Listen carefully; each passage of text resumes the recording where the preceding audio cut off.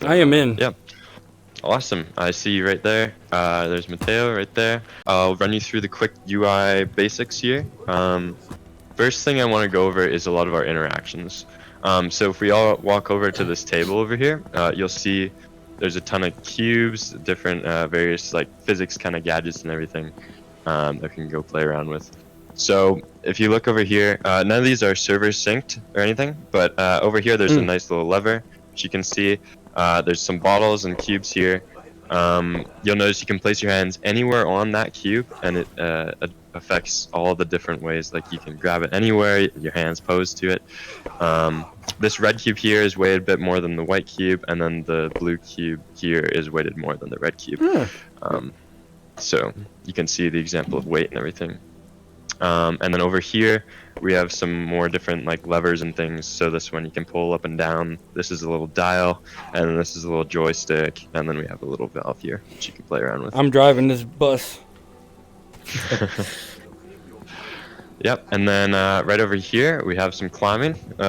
Ignore the raider in the way. Gotcha. But if you'd like to give climbing a go, you can see that. Same with hand posing, like your hands pose to it. You can grab anywhere on the cube, and it should work. Yeah, the climbing works really well compared to some other climbing I've tried. Yeah, it feels great. Yeah, it feels really nice. Awesome, thanks. Awesome. And then, can you toss yourself?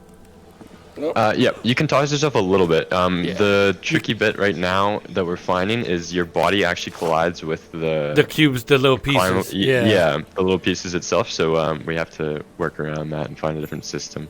So next thing I want to go over is, I guess, combat, since we're all here. Basically, you'll notice if you do more of a swing, more of a full swing, like with velocity and all that, you'll do more damage than you will if you just tap the enemy. Now, if we go over to the test dummy so it doesn't die in 2 seconds with the plasma gun that people are using, you'll notice if you do a nice little swing, it'll do around like 4 or 0 or something like that. And if you do a nice full swing, it'll do like the max damage of the weapon. But do note, you can't swing it to like the max of your ability and like strain yourself by swinging it. That won't do any more damage than if you just do a nice thorough swing. The next thing you'll notice is the little red lines that appear on the enemy. On the top right, you'll see a little yellow shield bar. Basically, once the shield goes down, you'll see those lines, and those are basically critical hit lines. It'll do double the normal damage of your weapon to the enemy. Nice. So we want to have a bit more depth than that in combat, but for right now, that's kind of the core fundamentals. Now we move on to sword skills. So you'll notice your sword is glowing. If you swing it hard. Basically, that's a visual indicator that your skill is ready to activate. Now, on each weapon, we want to have 2 different types of sword skills. So one skill being the sword's own unique skill, and then there will also be combo skills attached to that one sword. So combo skills, you'll be able to switch around, crisscross between different swords and stuff, but the unique skill will be unique to that one weapon, and will be most likely gained on, like, based on like how you gain that sword. So let's say you killed like an ice enemy for that sword, it'll be like an ice type of skill or something like that. And that's what we're going on for skill-based combat at the moment. So with the sword you currently have equipped in your right holster, if you swing it and get that nice white glow to activate the unique skill, depending on which controller you're on, it should be the top button. So I'm on the Oculus controller, it should be the B button. If you hold that while thrusting upwards into the air with the white effect on, it should activate the lightning skill that it has on it. Yeah, it should just be velocity based, so there we go. Just have to really press that guy. Yeah. Do you see the effect? Yeah, very cool. Now, is it going to stay local, or is that just temporary? So what we want to do in the future is have it party based, so that not everyone will see it, but you will see your own party's effect. So next on, we'll go to the combo skills for the weapon. So once you get that white glow, you should just have to press the trigger and then slash the enemy, and you should see the combo attack there, the horizontal arc. Yep. Oh yeah. Yep. And that just does extra damage, of course. So there's some NPCs over here if you want to go walk down the alley. I don't know, man. Should I trust you to walk down the alley with you? I mean, I did just meet you, but so we have 2 quests we can do here. Which one do you guys want to do? I like the Go bar. to the bar. Yeah. Yeah. The bar? Awesome. Yeah. So you notice the little button there Give me a spatchka. on the bar? The little button there. If you hold that down, it should bring up a quest window. Okay. Also, yeah, all the bar props are physics interactable. So you can go ahead and mess around with those too. Help! The raiders just outside the bar are walking. It's scary and stuff. Yeah, so that's just your generic kind of kill quest where you have to go ahead and kill 5 different raiders. So then the raider should be out over here, walking around somewhere. Yep, he's all the way over there. So it's just a 5 kill quest, so you just gotta kill him 5 times and you should be able to accept the reward. If you get one hit on him, does it count as a kill, or you have to get the final blow? So right now it's just if the guy dies, right? Because it's pre-alpha. Yep. The questing system will have to completely redo in the future, actually. But we do plan on it having, you just have to get 1 hit on him, basically. Now, are you thinking about putting a little extra physics when he takes a hit? You mean like kind of like stab physics and stuff, or Like, is he gonna respond to the attack? Yeah, so he'll respond in various different ways, probably like a hit animation or even a different attack or something based on how you hit him or something like that. But nothing super physics based. Are y'all gonna have separate instance type experiences?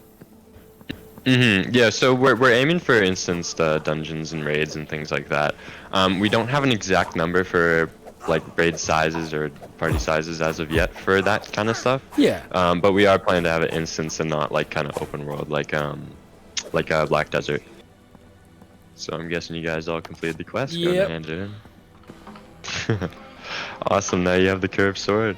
The Eclipse. My bad. Still using the development names for them. Okay, so you open up your. I'm trying to remember all this. Open up your menu. So if you just the- open up your menu. Yeah. On your left hand, yep. And you Okay. should see blades and firearms. You can go on blades, click it, click equip, and it should just automatically go into your left holster on your right, or left shoulder, sorry. Oh yeah, Oh yeah. Okay. oh yeah. And then you'll notice there's a little bit of physics interactions between different players' weapons and things like yeah. that. Just slowly. But if you are striking through really quickly, it should either stop or, like, let's say we're both striking, it shouldn't work. It should just go straight through. Gotcha. That's just basically to. One thing we found in the pre-alpha tests before this is some swords got stuck on each other, and so it still does happen a little bit, but just needs some fine tuning. Okay, so the green sword is gonna have its own special effects, right?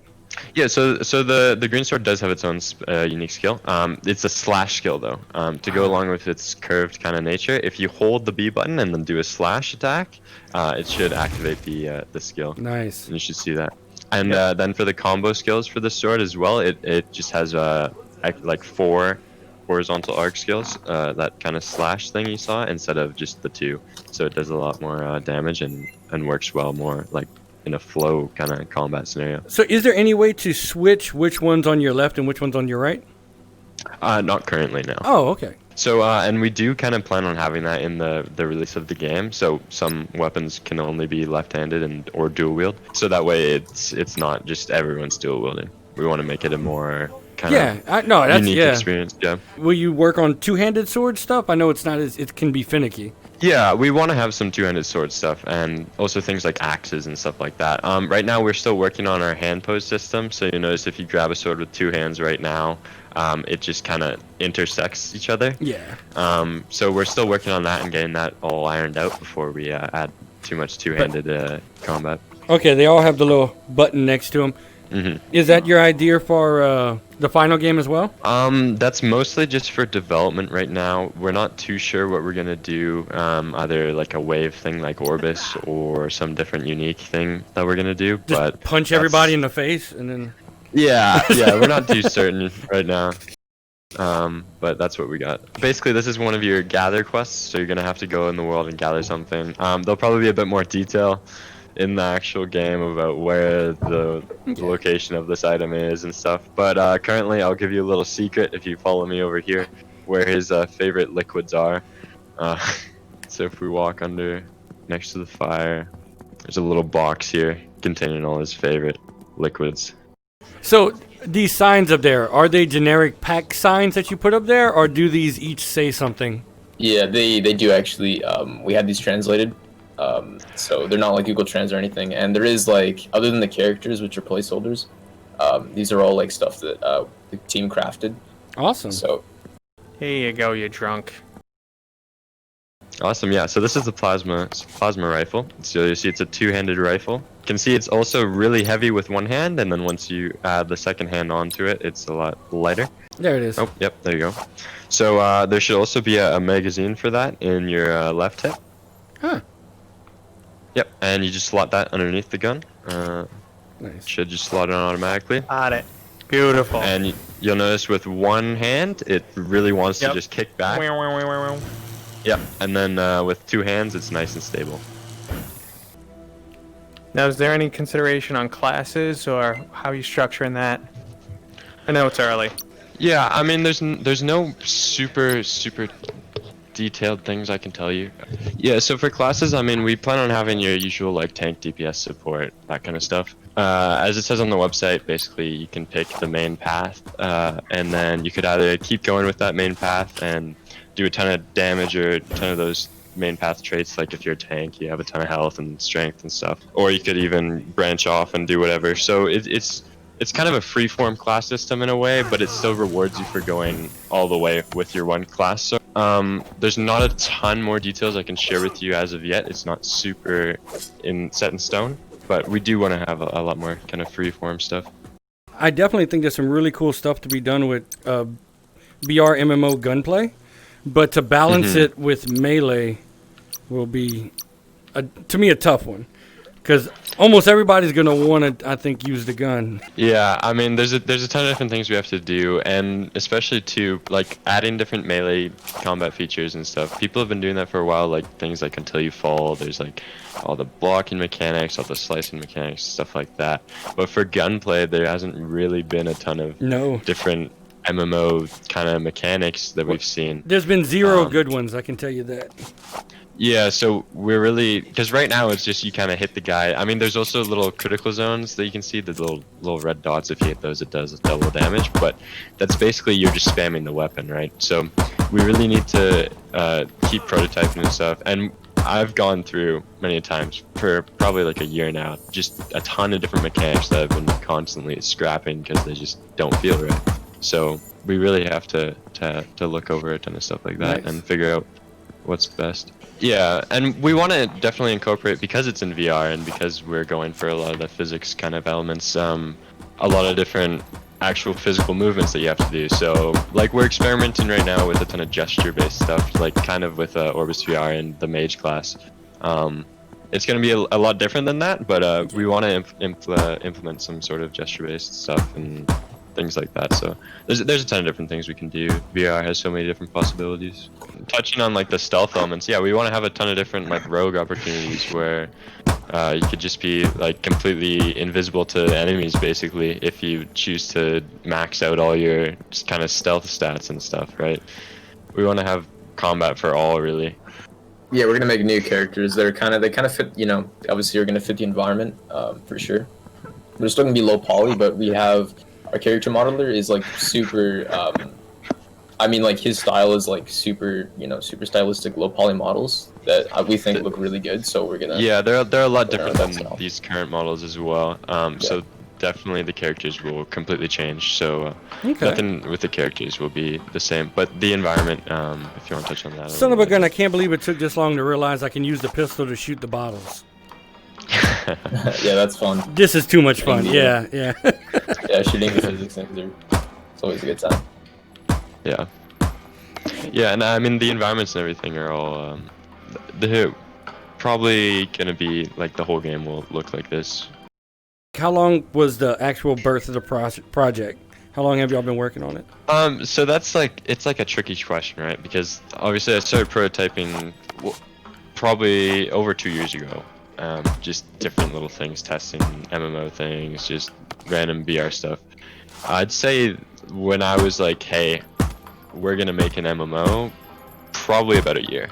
Like, describe the kind of playthrough you think people are gonna have. Is it similar to this, where you kind of pick up a quest, kill a couple things, and slowly just gain income and weapons until you get to max level, and then you start running dungeon type thing? Or I think a lot more of it will be questline based.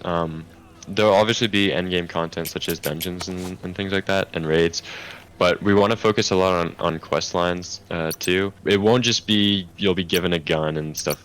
Like, we want to have a lot of the most like high level gear actually craftable instead of just RNG based dropping from an enemy, which of course we'll have, but a lot of the best gear will be definitely player craftable. awesome. We want to So, also, will it be physically interaction in crafting? right now in like prototyping and stuff, it's basically you drop an item in a slot and then you drop another item in a slot and it gives you the other item. I don't see a ton of physical interaction like hammering stuff or drilling stuff. I don't see that coming Okay. into the full game. So the crafting will be more about finding the different components, and then putting the components together will be trivial. Exactly. Will the whole explorable world of the game be inside this city? Will it be multiple cities? Will it be outside of cities? Okay, yeah, I can answer that. That's a really good question. We are planning for quite a few cities. They're going to be, relatively small, but around the size of, like, let's say, like your typical fantasy MMO.